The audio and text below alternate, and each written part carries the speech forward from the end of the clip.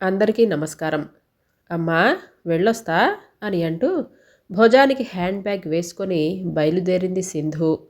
జాగ్రత్తమ్మా అని అంటూ ఆమె వెనకే వచ్చి గేట్ దగ్గరికి వేసి సింధు వైపే చూస్తూ కాసేపు అక్కడ నిలబడింది సింధు వాళ్ళమ్మ లలిత.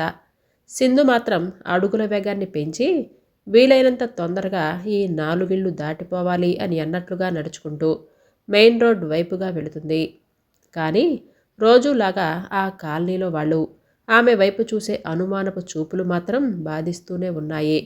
లలిత గారుండే ఇంటి పక్క వీధిలో ఉన్న సుధాకర్ తన భార్యతో, పద్మ, ఆ అబ్బాయి బయలుదేరిన ఫ్లైట్ కరెక్ట్ టైంకి వస్తుందట, 5 గంటలకి ఇంట్లో ఉంటాను అని ఫోన్ చేశాడు అని పెద్దగా చెప్తున్నాడు.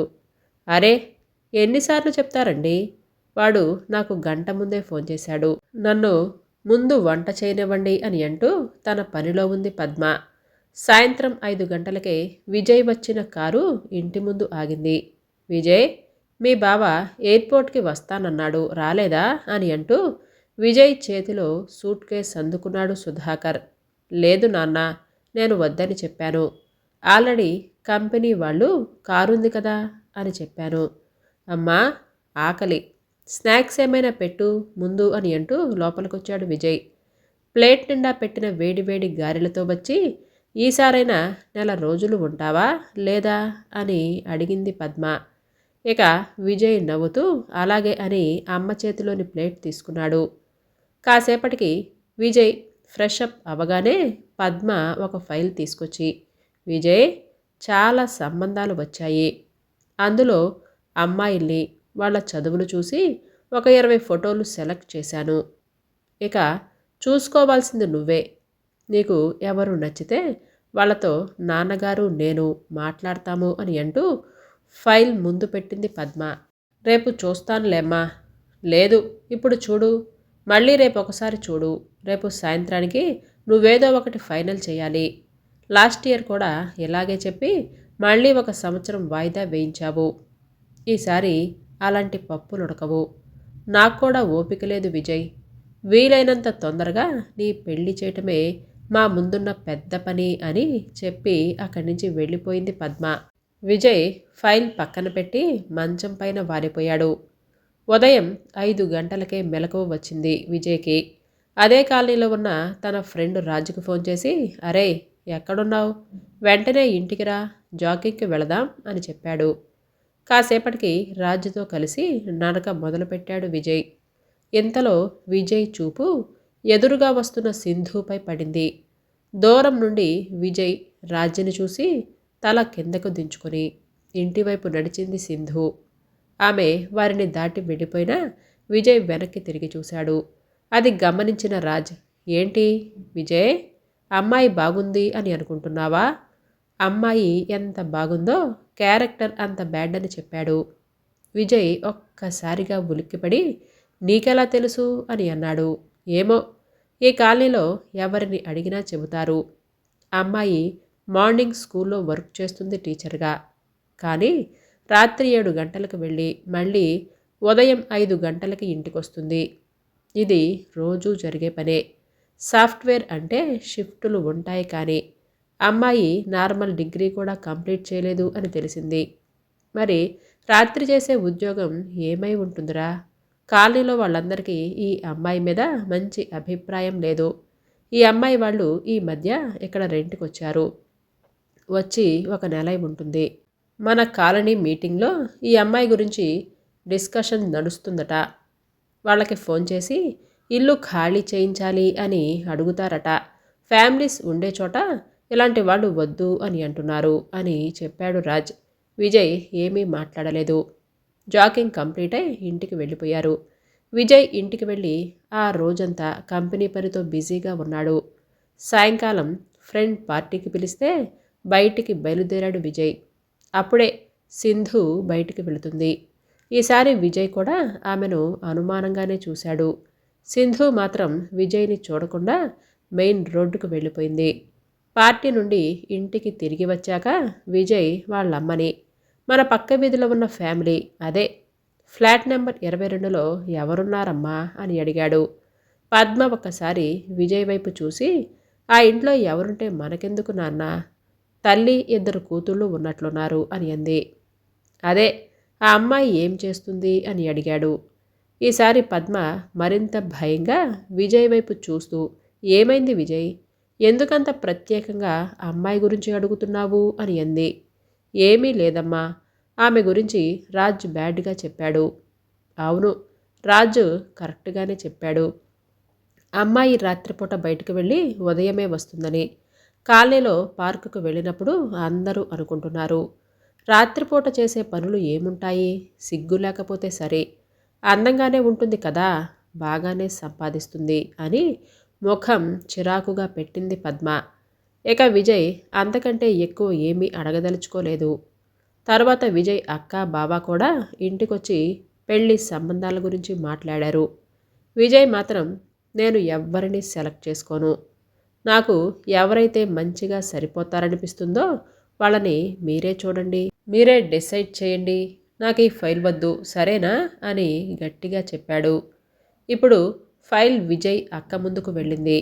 అందరూ ఫైల్లో విజయ్కి సరిపడా అమ్మాయిల కోసం వెతకటం మొదలుపెట్టారు.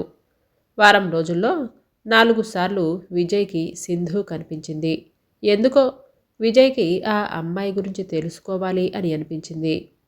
విజయ్ అమెరికాలో చేసే కంపెనీ బ్రాంచ్ ఇక్కడ కూడా ఉండటంతో ఒక్కసారి మీటింగ్కి అటెండ్ అవ్వాల్సి వచ్చింది.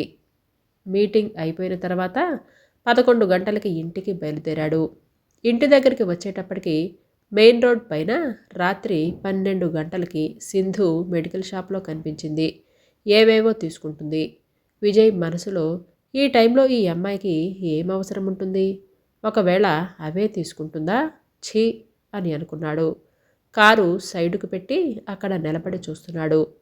సింధు మెడికల్ షాప్లో నుంచి బయటకు వచ్చేటప్పటికి ఆమె చేతిలో కొన్ని కవర్లు ఉన్నాయి. కానీ అందులో ఏమున్నాయో చూడాలి అని ట్రై చేశాడు. కానీ దూరం నుంచి ఏమీ కనపడలేదు. అవి తీసుకొని సింధు హడావుడిగా పరుగులాంటి నడకతో వెళుతుంది. విజయ్ కూడా ఆమెను కొంత దూరం అనుసరించాడు. ఆమె ఒక ఖరీదైన ఇంటి లోపలికి వెళ్ళిపోయింది. తర్వాత కాసేపటికి ఇంకొక కారు కూడా లోపలికి వెళ్ళింది. కారులో నుంచి ఎవరో నీట్గా టక్ చేసుకొని ఒక ఆయన దిగి లోపలికి వెళ్ళాడు. విజయ్కి ఏమీ అర్థం కాలేదు. కానీ అప్పటికే అక్కడ ఉన్న సెక్యూరిటీ విజయ్ వైపు అనుమానంగా చూశాడు. ఇక ఎక్కువసేపు అక్కడే ఉంటే మంచిది కాదని ఇంటికి వచ్చేశాడు. గేట్ శబ్దం కావడంతో లలిత గారు బయటకొచ్చారు. ఎదురుగా నిలబడిన విజయ్ని చూసి, ఎవరు కావాలి బాబు అని అడిగింది. మీరే కావాలి అని అంటూ, లోపలికి రావచ్చా అని అడిగాడు. కొంచెం మొహమాటంతోనే రా బాబు అని అంది. విజయ్ లోపలికి వెళ్ళగానే గోడకి పెద్ద సైజు ఫోటోని చూస్తూ, ఎవరండి అని అడిగాడు. ఆమెమీ చెప్పకుండా, కూర్చో బాబు, మంచినీళ్ళు తీసుకుంటావా అని అడిగింది. వద్దండి ప్లీజ్, నేను మీ గురించి తెలుసుకోవాలి అని అనుకుంటున్నాను. మేము పక్క వీధిలోనే ఉంటాం. ఏదైనా సహాయం కావాలన్నా తప్పకుండా చేస్తాను. మీ అమ్మాయి ఏం జాబ్ చేస్తుంది అని అడిగాడు. సహాయం ఏమీ వద్దు బాబు, కనీసం ఇన్ని రోజులకి ఒక్కరైనా మా ఇంటికొచ్చారు, అదే మాకు చాలు. ఇంతలో గదిలో చదువుకుంటున్న గీత బయటకొచ్చి, ఫోటోలో ఉంది మా నాన్నగారండి, మా అక్క పేరు సింధు. అక్క డిగ్రీ సెకండ్ ఇయర్లో ఉండగానే నాన్నగారు చనిపోయారు. నేను బీటెక్ ఫస్ట్ ఇయర్ కావడంతో నా చదువాపటం ఇష్టం లేక అక్క టీచింగ్ జాబ్ చేస్తుంది అని చెప్పింది. కానీ విజయ్కు తాను ఆశించిన సమాధానం ఏమీ దొరకలేదు. ఆంటీ, అంకుల్ ఏం చేసేవారు అని అడిగాడు విజయ్. అప్పటికే వస్తున్న కన్నీళ్లను తుడుచుకుంటూ, వ్యవసాయం చేసేవారు బాబు. గత 2 ఏళ్లుగా పంటల్లో బాగా నష్టాలు వచ్చాయి. ఈ సంవత్సరం మొత్తం పంట పోయింది. అప్పులు బాగా పెరిగిపోవడంతో ఆయన బలవంతంగా ప్రాణం తీసుకున్నాడు. నా బిడ్డల్ని అనాథల్ని చేసిపోయారు అని అంటూ కళ్ళనీళ్లు పెట్టుకుంటుంది. విజయ్ ఏమీ మాట్లాడకుండా ఆమె వైపే చూస్తున్నాడు. లలిత దుఃఖాన్ని ఆపుకొని, ఎవరో నీలాంటి వాళ్ళ దయతో ఉన్న చిన్న ఇల్లు అమ్మేసి అప్పులు తీర్చి దగ్గర బంధువుల సహాయంతో ఈ సిటీకి వచ్చామయ్యా. నా కూతురేమో పగలు రాత్రి కష్టపడి చెల్లెలకి ఫీజులు కడుతుంది. అంటే రాత్రి కూడా జాబ్ చేస్తుందా అని అడిగాడు విజయ్.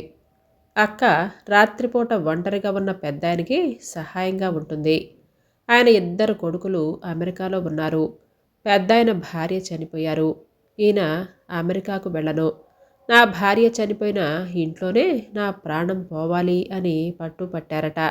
ఇక చేసేది ఏమీ లేక ఆయనని చూసుకోవటానికి ఒక ఆమెను ఏర్పాటు చేశారట. అయితే అనుకోకుండా వాళ్ళ కొడుక్కి యాక్సిడెంట్ అయితే ఆమె తప్పనిసరి ఊరికి వెళ్ళారు. ఇప్పుడు పగలు చూసుకోవటానికి ఒక ఆంటీ దొరికారు. ఇక రాత్రి అక్క చూసుకుంటుంది. ఆయన వాష్రూమ్కి వెళ్ళాలన్నా చెయ్యి పట్టుకొని తీసుకొని వెళ్ళాలి. కాలుకి ఆపరేషన్ అవటం వలన టైం ప్రకారం మందులు కూడా ఇవ్వాలట అని అంటూ ఆపకుండా చెప్పింది గీత. అప్పటికే విజయ్ మనసులో ఏదో మూలనున్న అనుమానపు మంచు తెరలు కరిగిపోయాయి. బాబూ, టీ తీసుకో అని అంటూ టీ కప్ విజయ్ చేతిలో పెట్టింది లలిత. నేను ఎంత వద్దన్నా వినలేదయ్యా. 3 నెలల తర్వాత ఆంటీ వచ్చేస్తారు. ఈ 3 నెలలు పెద్దాయన్ని చూసుకుంటే చెల్లెలి సంవత్సరం ఫీజు కట్టొచ్చమ్మా అని అంటూ వెళుతుందయ్యా అని విజయ్ చేతిలో టీ కప్పు తీసుకుంది. స్కూల్ టీచర్ పోస్టు ఖాళీగా ఉందని ఒకరు చెప్పి ఆయనే మాట్లాడి మా సింధుని పెట్టించారు. అలా వచ్చిన డబ్బులతో ఇలా అద్దె కట్టుకొని బతుకుతున్నాం అని కళ్ళనీళ్లు తుడుచుకుంది. మరి ఈ విషయం ఇక్కడ ఎవరికీ తెలియదా ఆంటీ అని అన్నాడు. మొదట్లో వారం రోజులు పక్కవాళ్ళు బాగానే మాట్లాడారు. తర్వాత మా అమ్మాయి రాత్రిపూట బయటికి వెళ్ళటం చూసి అందరూ మాట్లాడటం మానేశారు. నేను కూడా ఆడదాన్ని కదా, నాకు అర్థమైంది. ఏ ఇంటికని వెళ్ళి చెప్పను? నా కూతురు ఏ తప్పు చేయటం లేదని వచ్చే దుఃఖాన్ని దిగమింగుకుంటూ చెప్పింది లలిత. మీరేమీ బాధపడకండి, అన్నీ సర్దుకుంటాయి. ఏదైనా అత్యవసరమైతే ఫోన్ చేయండి అని అంటూ వెళ్ళిపోయాడు విజయ్. ఇప్పుడు విజయ్కి చాలా ఆనందంగా ఉంది. తానేదైతే కోరుకున్నాడో అదే జరిగింది. ఎందుకంటే సింధు అమాయకపు ముఖం తన మనసులో మొదటిసారి చూసినప్పుడే చెరగని ముద్ర వేసుకుంది. ఆ రోజు విజయ్ వాళ్ళ ఇల్లు అక్క బావరాకతో హడావుడిగా ఉంది. ఏంటమ్మా ఇంత అర్జెంటుగా రమ్మన్నావు? ఏం చెప్పను, విజయ్ ఉండి ఉండి చాలా గొప్పదాన్ని చేసుకుంటాను అని అంటున్నాడు. వీడికి ఎంత చెప్పినా అర్థం కావటం లేదు. ఈ కాలనీలో మీ నాన్న నేను తలెత్తుకునేదెలా అని అంటూ ముక్కు చీదుకుంది అమ్మ. తొందరపడకు, ఎవరేమనుకుంటే నీకెందుకు? ఆ అమ్మాయి ఏ తప్పు చేయనప్పుడు అని అంది విజయ్ అక్క. ఏ తప్పు చేయలేదని నీకు నాకు తెలిసినా ఇక్కడెవ్వరూ నమ్మరు. అయినా మీరెళ్ళి చూసొచ్చారా? నువ్వు వాడికి వంతపాడక అని కూతుర్ని గట్టిగానే అడిగింది. అమ్మ కోపాన్ని చూసి ఇంకెవ్వరూ ఏమీ మాట్లాడలేదు. తర్వాత అక్క బావ కూడా వెళ్ళిపోయారు. విజయ్ ఒక్కడే బిల్డింగ్ పైకెళ్ళి సింధు బయటికి వస్తుందేమో అని ఆమె ఇంటివైపే చూస్తున్నాడు. విజయ్ అన్న సుధాకర్ పిలుపుతో చెప్పండి నాన్న అని అంటూ అటు తిరిగాడు. విజయ్, నీకు నిజంగా ఆ అమ్మాయి అంతగా నచ్చిందా అని అడిగాడు. అవును నాన్న, నా మనసుకు బాగా నచ్చింది అని అన్నాడు. సరే కానీ అమ్మ కోసం కూడా ఆలోచించు అని చెప్పి వెళ్ళిపోయాడు. ఆ రోజు సుధాకర్ గారు సింధు పనిచేసే స్కూల్కు వెళ్ళి సింధుతో విజయ్ గురించి చెప్పారు. సింధు నాకు పెళ్లి చేసుకునే ఆలోచన ఇప్పుడే లేదని చెప్పి వెళ్ళిపోయింది. సింధు ఇంటికి రాగానే వాళ్ళమ్మకి జరిగింది చెప్పింది. వెంటనే లలిత గారు, అలా ఎందుకు చెప్పావమ్మా? ఇక్కడ అందరూ నిజం తెలుసుకోకుండా నిన్ను అనుమానించారు. నీ గురించి చెడుగా చెప్పినా నమ్మకుండా నిజం తెలుసుకోవటానికి మన ఇంటి దాకా వచ్చాడమ్మా. నేను నీ గురించి ఏమీ చెప్పకముందే ఏం సహాయం కావాలి అని అడిగాడు. కట్టుకున్న పెళ్ళాన్ని అనుమానించే ఈ రోజుల్లో ఇలాంటి వాడు నిన్ను కోరుకోవటం నీ అదృష్టం. బాగా ఆలోచించు తల్లి అని చెప్పింది. సింధు ఆలోచనలు విజయ్ చుట్టూ తిరగటం ప్రారంభించాయి. ఆ తర్వాత ఒకరోజు సింధు ఇంట్లో ఉండగానే పద్మ సింధు వాళ్ళ ఇంటికి వచ్చి, సింధు, నువ్వు రూపంలోనే కాదమ్మా, గుణంలో కూడా చాలా ఉన్నతంగా ఉన్నావు. ఇంత చిన్న వయసులోనే నీ ఓర్పు సహనం నేను అర్థం చేసుకోలేకపోయాను. మా విజయ్ మనసు మెచ్చిన మగువ నువ్వేనమ్మా అని అంటూ దగ్గరికి తీసుకుంది. వెనకే విజయ్ నవ్వుతూ ఆమె అందమైన అమాయకపు ముఖాన్ని చూస్తున్నాడు. ఈసారి సింధు ఇంకేమీ మాట్లాడకుండా సిగ్గుతో తల కిందకి దించుకుంది. శుభసూచకంగా గుడిలో గంటలు మోగాయి. ఆ తర్వాత అందరి ఆశీర్వాదంతో ఘనంగా పెళ్లి చేసుకొని భార్యాభర్తలుగా జీవితాన్ని మొదలుపెట్టారు. ఈ కథ మీకు నచ్చిందా అండి? అయితే సబ్స్క్రైబ్ చేయటం, లైక్ చేయటం, షేర్ చేయటం మర్చిపోవద్దు. రేపు సరికొత్త వీడియోతో మళ్ళీ మీ ముందుకొస్తాను. అంతవరకు బాయ్.